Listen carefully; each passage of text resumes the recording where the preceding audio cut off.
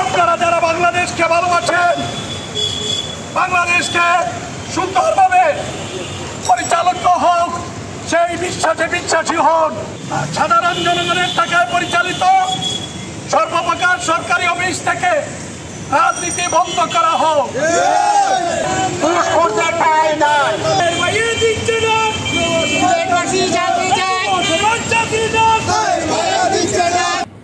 অনেকেই প্রশ্ন করেছেন আমাদের দাবি কি। অবশ্যই দাবি আছে, আমাদের একদম স্পষ্ট দাবি 5টি, কিন্তু এর আগে কিছু কথা আছে।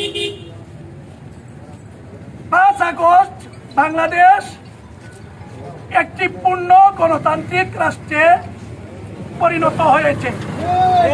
এর আগে বাংলাদেশে কোনো গণতন্ত্র ছিল না। কেউ ভালো করে দাঁড়িয়ে কোনো কথা বলতে পারতো না।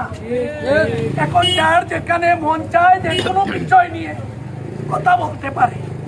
আগে এই অবস্থা বাংলাদেশে ছিল না।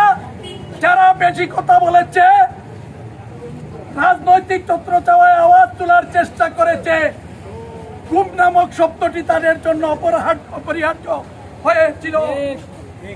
সিলেট সহ বাংলাদেশের অনেক মানুষকে গুম করা হয়েছিল, তাদের বাককে বন্ধ করে দেওয়া হয়েছিল।